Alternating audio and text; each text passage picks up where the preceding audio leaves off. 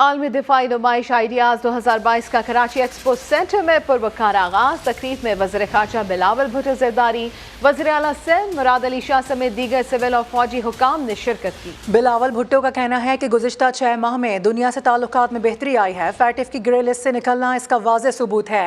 अल्लाह का शुक्र है आज हम माशी बहरान से निकल आए हैं।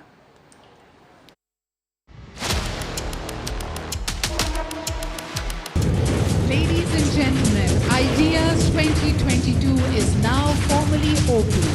The International Defence Exhibition and Seminar 2022 ideas 2022 Karachi expo centre में आलमी दिफाई नुमाइश का शायान शान आगाज। मेहमान खुसूसी वज़ीर ख़ारजा बिलावल भुट्टो, वज़ीर आला मुराद अली शाह और फौजी और सिविल हुक्काम की शिरकत। सेमिनार में मुंतज़िम मेजर जनरल आरिफ मलिक हिलाल इम्तियाज़ ने खिताब किया।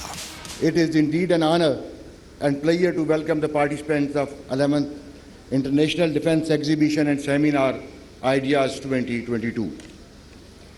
Today is a very special day for us to host our esteemed guests from 57 countries. उन्होंने सेमिनार में बिलावल भुट्टो की शिरकत का खैर मकदम किया। तकरीब में आलमी और तिजारती और फौजी वफूद शिरकत कर रहे हैं। इस मौके पर वफाकी वज़ीर दिफाई पैदावार मोहम्मद असरार तरीन ने खिताब किया। कहा कि पाकिस्तान दिफाई पैदावार में आलमी मायारात पर पूरा उतरता है। इस सेमिनार की खास बात आर्टिफिशियल इंटेलिजेंस पर मालूमात का तबादला है। वज़ीर ख़ारजा बिलावल भुट्टो ने तकरीब से खिताब में कहा कि ये मौका पाकिस्तान के लिए बड़े एजाज़ की बात है। गुज़िश्ता 6 महीनों में हमने दुनिया से ताल्लुकात बहुत बेहतर बनाए हैं। इस नुमाइश का किरदार इस मामले में अहम है।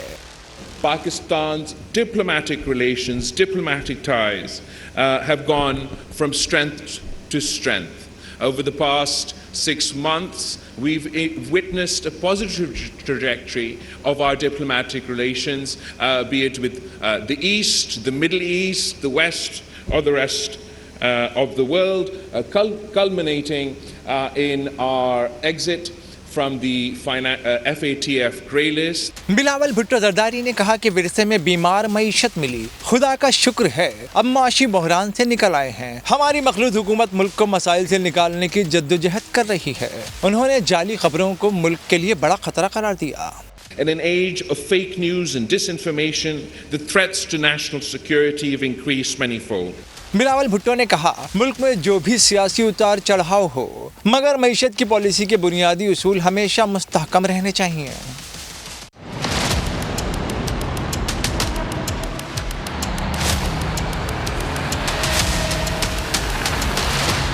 एक्सपो सेंटर कराची में दिफाई नुमाइश आइडियाज़ 2022 के मौके पर ट्रैफिक की रवानी बरकरार रखने के लिए ट्रैफिक पुलिस ने रूट प्लान जारी कर दिया है।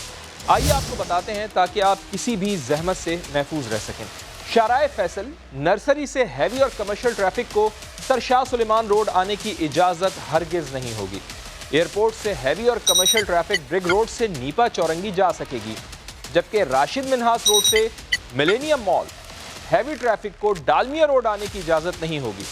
इसी तरह नुमाइश के दौरान सरशाह सुलेमान रोड के दोनों ट्रैक सुबह 7 बजे से शाम 6 बजे तक बंद होंगे।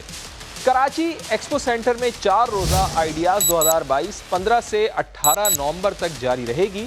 इस दौरान सिर्फ मखसूस स्टिकर्स की हामिल गाड़ियां ही एक्सपो सेंटर कराची जा पाएंगी।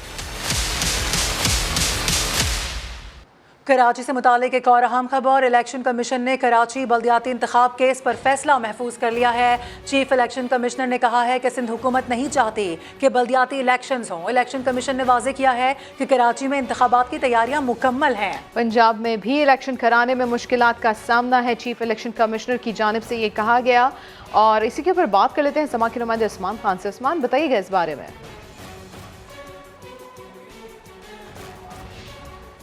इलेक्शन कमीशन ने कराची बल्दियाती इंतखाब केस पर फैसला महफूज कर लिया है। स्पेशल सेक्रेटरी इलेक्शन कमीशन की जानिब से ये कहा गया कि कराची में बल्दियाती इंतखाब की तैयारियां मुकम्मल है। बात कर लेते हैं उस्मान खान से। उस्मान, बताइएगा इस समाअत के बारे में। जी बिल्कुल, बल्दियाती इलेक्शन जो कराची में होना है उस हवाले से कराची की तमाम जमातें जिसमें पाकिस्तान तहरीक इंसाफ के वकील थे, MKM और पीपल्स पार्टी की जानिब से नुमाइंदगी जमात इस्लामी की भी थी, वो मौजूद थे और सबने अपना अपना केस भरपूर अंदाज से इलेक्शन कमीशन के सामने पेश किया और इलेक्शन कमीशन ने कराची बल्दियाती इंतखाब केस का फैसला जो महफूज कर लिया और चीफ इलेक्शन कमिश्नर का ये कहना है कि मुनासिब वक्त में फैसला देंगे। और इसी हवाले से जो तमाम जमातों की जानिब से नुमाइंदगी थी और MKM की जानिब से कहा गया कि 3.5 करोड़ की आबादी वाले शहर को मरदमशुमारी में जानबूझकर कम आबादी दिखाई गई और वहाँ पर जो है वो इलेक्शन होने चाहिए। इसी तरह जमात इस्लामी के मेहमान ने भी ये कहा कि 2 माह से ज्यादा हो गए, बलदियाती मुद्दत खत्म हो गई और कराची में सिंध पुलिस की तादाद 40,000 से ज्यादा है। कराची के बलदियाती इंतखाबात फौज की निगरानी में कराने की जो है वो इत्तदा की गई। और अब इलेक्शन कमीशन ने कराची बल्दियाती इंतखाब के इस पर फैसला महफूज कर लिया है। उस्मान खान, अपडेट किया, शुक्रिया आपका। अभी आपको बताएं कि इमरान खान, असद उमर और फवाद चौधरी के खिलाफ तौहीन इलेक्शन कमीशन का केस। सुप्रीम कोर्ट ने हुक्म इम्तना के खिलाफ इलेक्शन कमीशन की अपीलों पर चेयरमैन तहरीक इंसाफ और उनके साथियों को नोटिस जारी कर दिए हैं। चीफ जस्टिस उमर अता बंदियाल ने रिमार्क्स दिए कि इलेक्शन कमीशन ने तमाम केसेस एक हाई कोर्ट में मुंतकिल करने की दरख्वास्त की। क्या ऐसे फैसले की मिसाल मौजूद है? जस्टिस अतहर मिनुल्लाह ने कहा, सुप्रीम कोर्ट ने हज मुआवनीन केस में हाई कोर्ट्स के केसेस यकजा किए। अदालत ने इमरान खान, असद उमर और फवाद चौधरी को नोटिस जारी करते हुए समाअत 15 रोज के लिए मुलतवी कर दी है। हिदायत की कि मुख्तलिफ हाई कोर्ट से हुक्म इम्तना के खिलाफ दरख्वास्तों को भी इसी केस के साथ मुकर्रर किया जाए।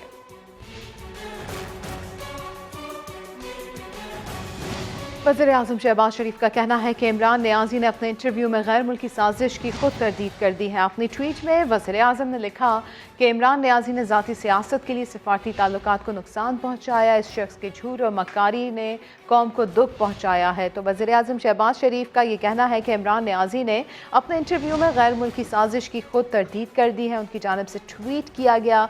ट्वीट में वज़ीर-ए-आज़म ने यह लिखा कि इमरान नियाज़ी ने ज़ाती सियासत के लिए सिफारती ताल्लुकात को नुकसान पहुँचाया।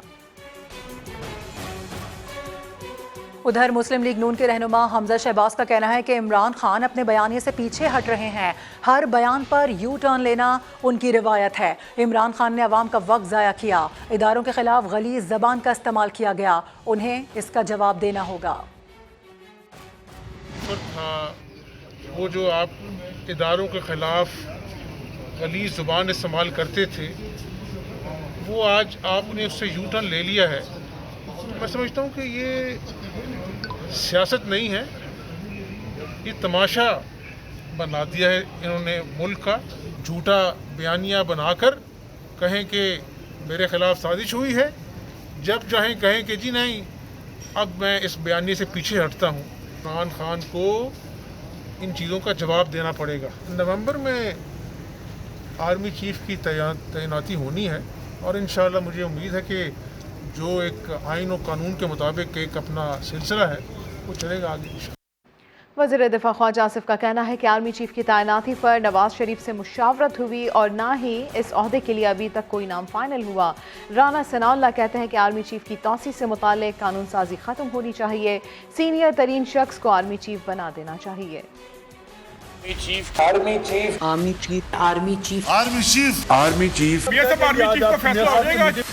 कौन बनेगा नया आर्मी चीफ? क्या कोई नाम फाइनल हुआ? वजीर दिफा ख्वाजा आसिफ से सहाफी का सवाल। सर, आर्मी चीफ की तैनाती का फैसला हो गया है? नहीं जी, कोई फैसला नहीं। क्या नवाज शरीफ का आर्मी चीफ की तैनाती में कोई किरदार है? क्या उनसे कोई मुशावरत हुई? तो नवाज शरीफ साहब का कोई किरदार है इसमें? मशवरा हो रहा है उनके साथ? जी, मशवरा जो है वो ये प्राइम मिनिस्टर की स्वाबदीद है। प्राइम मिनिस्टर साहब इसके ऊपर जो है फैसला करेंगे। आर्मी चीफ किसको होना चाहिए? वज़ीर दाखिला राना सनाउल्लाह ने प्रोग्राम नदीम मलिक लाइव में बताया। सीनियर मोस्ट का जो एक कार है, क्योंकि जो लोग इस लेवल पे पहुंच जाते हैं तो उनमें फिर फ़र्क तो 19-20 का भी नहीं होता। वज़ीर दाखिला राना सनाउल्लाह का कहना था कि आर्मी चीफ की तौसी से मुताल्लिक कानून साजी खत्म होनी चाहिए। तौसी के मामलात आने वाले हर आर्मी चीफ को डिस्टर्ब रखेंगे। और तहरीक इंसाफ के रहनुमा सरदार जुल्फ़िकार खोसा का कहना है कि उन्हें समझ नहीं आई कि लॉन्ग मार्च से हासिल क्या होगा। मीडिया से गुफ्तगू में सरदार जुल्फ़िकार ने कहा कि इदारों और काबिल एहतराम शख्सियात का मजाक उड़ाया जा रहा है, सियासत में गलीज़ ज़बान इस्तेमाल की जा रही है। आप साफ से शाइस्ता ज़बान इस्तेमाल करें। पॉलिटिकल ऑब्जेक्शंस, उनकी पॉलिटिकल पॉलिसियों पे उनकी नाकामी या कामयाबी ये जिक्र है, लेकिन ये जो पर्सनल लेवल पे हो जाते हैं, ये मुल्क का बाहर इमेज अच्छा नहीं जा रहा। और कोई टीवी चैनल ऐसा नहीं जो सिर्फ पाकिस्तान में ही देखा जाता है। बड़े बड़े नाम हैं ऐसे जिनको एहतराम से हमेशा याद किया जाता था, उनका भी हमने मजाक उड़ा दिया है। ये कोई अच्छा तासुर नहीं जा रहा हमारा बाहर, वरना ठीक है, आपका ये जमहूरी हक है, बेशक लॉन्ग मार्च निकालें, तकरीरें करें, ठीक। इस्लामाबाद हाई कोर्ट ने पीटीआई के जलसे और धरने की इजाज़त के लिए दरख्वास्त पर समाअत 18 नवंबर तक मौखर कर दी। इजाफी दस्तावेज जमा कराने की इजाज़त भी दे दी। Chief justice Islamabad high court justice Aamir Farooq ने केस की समाअत की। दरख्वास्त गुजार के वकील बाबर अवान ने इस्तदा की कि केस जुमे को समाअत के लिए मुकर्रर किया जाए। अदालत ने इस्तदा मंसूर करते हुए समाअत 18 नवंबर तक मुलतवी कर दी।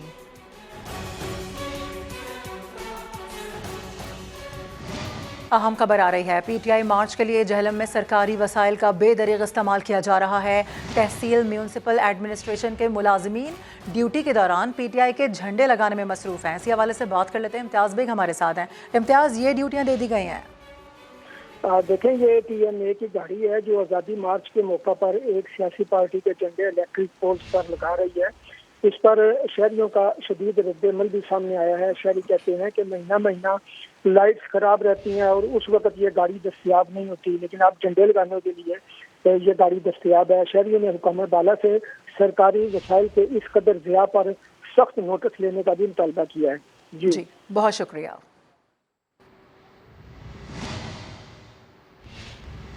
वजीराबाद में इमरान खान पर फायरिंग की तहकीकात के लिए बनाई गई JIT 5 रोज बाद भी काम शुरू ना कर सकी। सराय का ये कहना है कि JIT अरकान को बाज़ाब्ता तौर पर आगाह नहीं किया गया। इसी के ऊपर बात कर लेते हैं जहांगीर खान से। जहांगीर, क्या है ये मामला?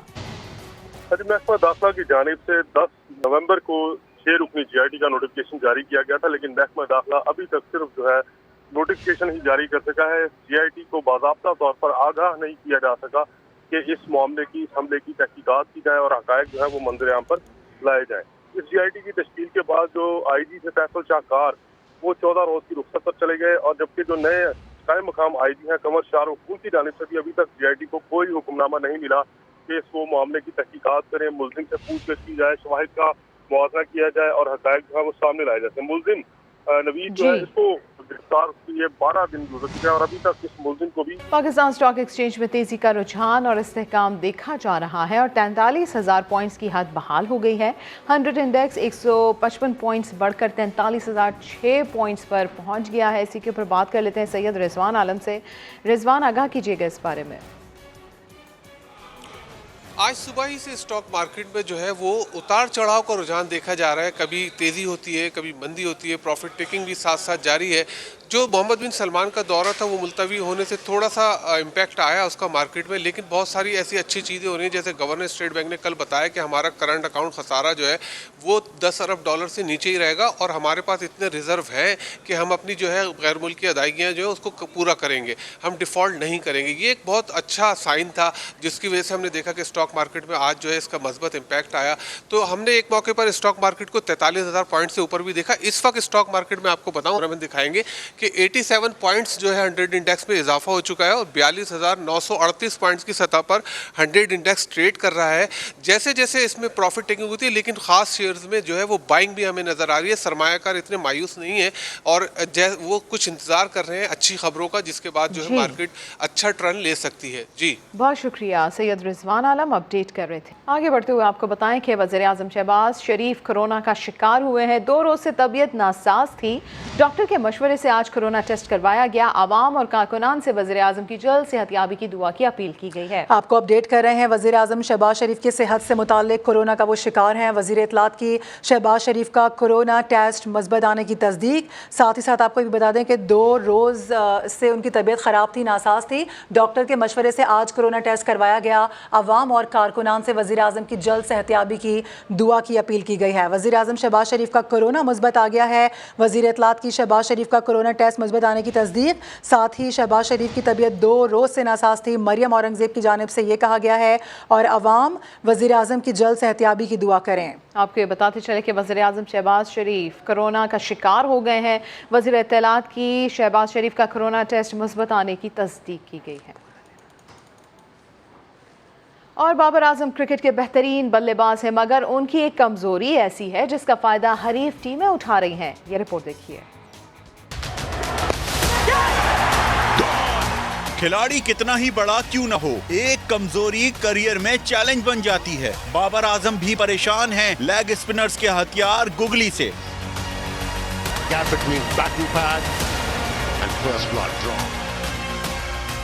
वर्ल्ड कप फाइनल में आदिल रशीद ने गुगली पर ट्रैप किया।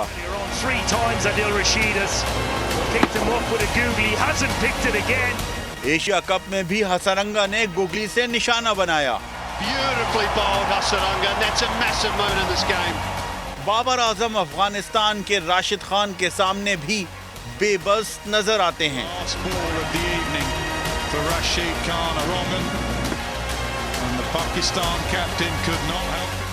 आदिल रशीद ने T20 सीरीज में भी गुगली का कामयाब इस्तेमाल किया। पाकिस्तानी कप्तान को प्रैक्टिस सेशंस में लेग स्पिनर्स के खिलाफ अपनी मुश्किल का हल ढूंढना होगा।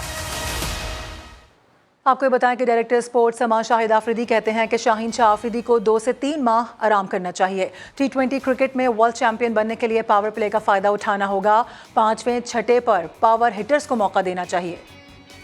हमें बैटिंग में बहुत ज्यादा T20 के फॉर्मेट में अगर हमने वर्ल्ड चैंपियन बनना है, बड़ी बड़ी टीमों को हराना है, तो जहां इवन के मैं स्टार्ट की भी बात करूंगा, मैं ओपनर की भी बात करूंगा, 6 ओवर की डिमांड टोटली डिफरेंट है, उसका स्टाइल डिफरेंट है खेलने का।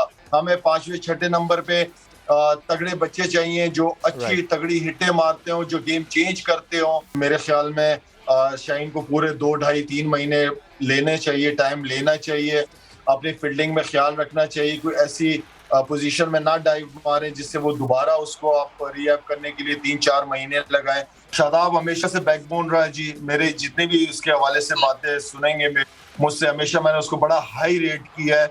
अल्लाह करे कि मुझे क्या बहुत सारों को आगे पीछे छोड़ के वो पाकिस्तान का नाम रोशन करें दुनिया में। आगे बढ़ते हुए आपको बताएं कि भारतीय रियासत कर्नाटका से बीजेपी रुकन का मुतनाज़ बयान। प्रताप सिम्हा ने मस्जिद से मुशाबहत रखने वाले बस स्टॉप को गिराने का ऐलान कर दिया।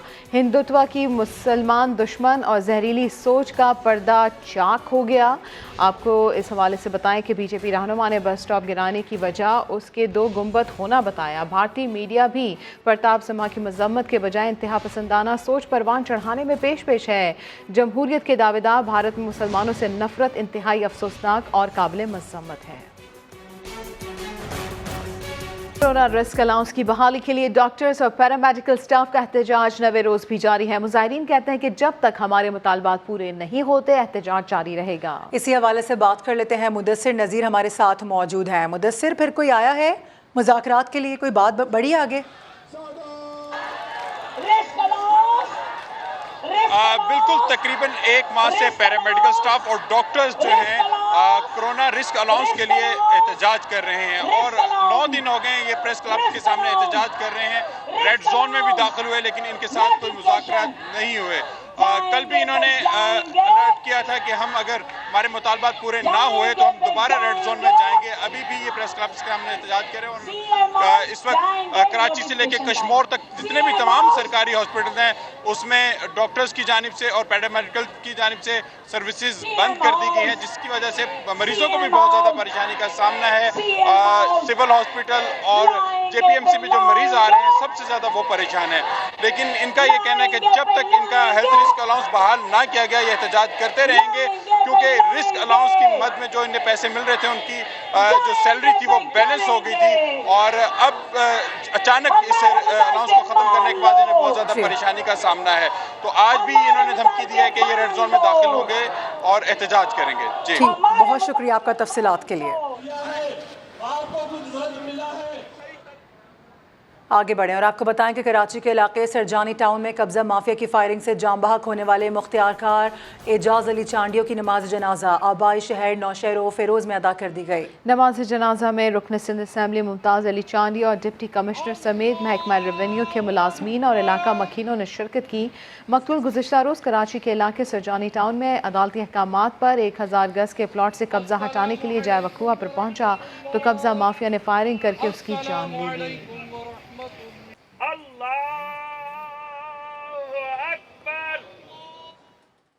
उधर लाहौर में डाकुओं के सामने बेबस पुलिस ने अपनी नाअहली का मलबा शहरियों पर डालना शुरू कर दिया है। फार्मेसीज, डिपार्टमेंटल स्टोर्स लुटते रहे, रोकना नामुमकिन हुआ तो सिक्योरिटी एक्ट के तहत 283 ताजिरों के खिलाफ मुकदमा दर्ज कर लिए गए। जहांगीर खान की रिपोर्ट देखिए।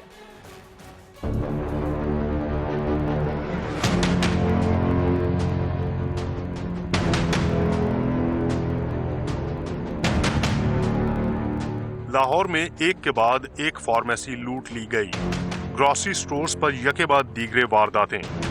पुलिस डाकुओं के सामने बेबस हो गई। पुलिस की नाकामी का मलबा भी मासूम शहरियों पर गिरना शुरू हो गया। सिक्योरिटी का इंतजाम न करने पर एक माह में 283 ताजिरों के खिलाफ मुकदमात दर्ज। 24 घंटे के लिए तो सिक्योरिटी गार्ड नहीं ना अवेलेबल होता, इतनी ना हम पे कर सकते हैं उन्हें, तो रात का रखा हुआ है, कैमरे भी लगाए हुए हैं, लेकिन फिर भी वारदातें हो जाती हैं। ये रोड बहुत मशहूर है वारदात के लिहाज से। तकरीबन कोई भी शॉप नहीं बची होगी जो जिस पर ना वारदात ना हो रही हो। रवां साल फार्मेसीज, डिपार्टमेंटल स्टोर्स डकैत ग्रोहों का आसान हदफ रहे। लूट मार के 20 वाकयात की फुटेजेस सामने आई। 40 स्टोर्स पर डकैती की वारदातों में लाखों लूटे गए। पुलिस ने अभी तक बंदों को ट्रेस ही नहीं किया, हालांकि वो सीसीटीवी में बड़े क्लियरली उनके फेसेस भी हैं। तो फिर क्या हमारा सीसीटीवी या गार्ड रखने तक काम महदूद है, और अगर इस दौरान हो जाए फिर पुलिस का क्या काम है। फार्मेसी और स्टोर्स पर वारदात करने वाले मुलजिम गिरफ्तार न हो सके, लेकिन पुलिस ने सिक्योरिटी इंतजामात न करने पर 10 माह के दौरान 1468 दुकानदारों के खिलाफ मुकदमात दर्ज कर लिए। डकैत गिरोहों से खौफजदा और आए रोज की वारदातों से बेजार कारोबारी तबका कहता है कि पुलिस इन पर सिक्योरिटी इंतजामात का बोझ डालने की बजाय जराइम पेशा अफराद के गिर्द घेरा तंग करे तो शहर में अमन अमान की सूरत हाल बेहतर हो सकती है। कैमरामैन जवाद याहिया के साथ जहांगीर खान, समा, लाहौर। आगे बढ़ते हैं और सर्द मौसम की बात करते हैं। बालाई इलाकों में बारिश और बर्फबारी का सिलसिला जारी है। सियाहती मकामात जाड़े की लपेट में है। आपको बताएं कि वादी नीलम में बर्फबारी, मानसहरा के पहाड़ भी सफेद हो गए हैं। कागान, नारान और सिरीपाई में भी बर्फ के सफेद गाले बरस रहे हैं। सवात की हसीन वादी मालम जब्बा में बर्फबारी के बाद वादी का हुस्न मजीद निखर गया। हर सू सफेदी से नजारे हसीन हुए तो सयाहों की भी मौजें लग गईं।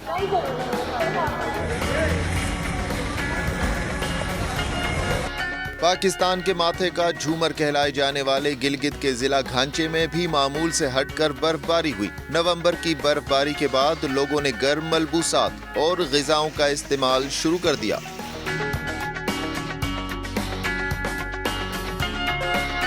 इस दौर में जहां पहाड़ों ने सफेद चादर ओढ़ ली, वहीं मौसम सर्द होने से लोगों की मुश्किलात में भी इजाफा हो गया। इंतजामिया ने ड्राइवर्स को दौरान सफर एहतियात बरतने की हिदायत कर दी। नारान में अब तक 3 फीट से ज्यादा बर्फ पड़ चुकी है, जिसके बाद कागान डेवलपमेंट अथॉरिटी भारी मशीनरी के साथ कौमी शाहराह से बर्फ साफ करने में मसरूफ है।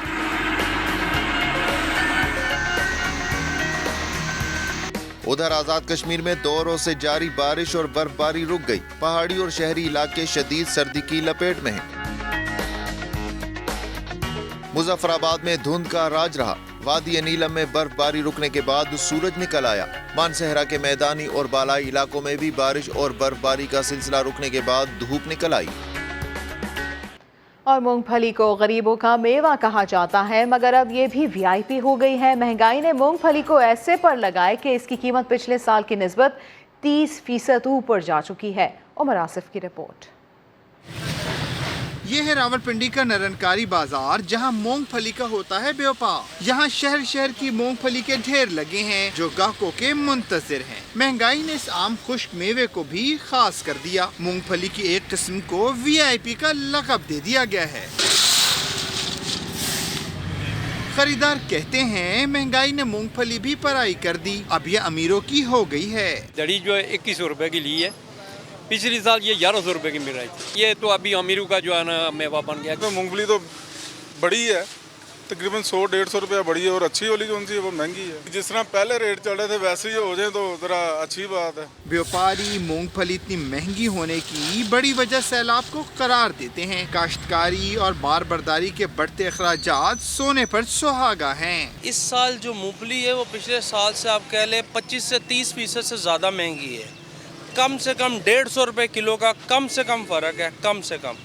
जो पिछले साल 300 रुपए किलो मूंगफली हम होलसेल में बेचते थे वो इस साल 450 से शुरू होती है। सर्दियां अभी आई नहीं और 400 रुपए किलो वाली मूंगफली इस साल 520 रुपए में मिल रही है। इसके दाम यूं ही बढ़ते रहे तो आम लोग दूसरे ड्राई फ्रूट्स की तरह इसकी भी सिर्फ विंडो शॉपिंग ही कर सकेंगे। कैमरामैन जुल्फिकार अली के साथ उमर आसिफ, समा, रावलपिंडी।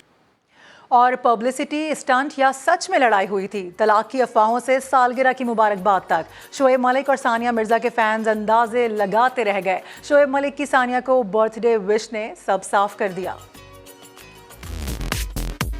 तलाक की अफवाहों से हैप्पी बर्थडे टू यू तक।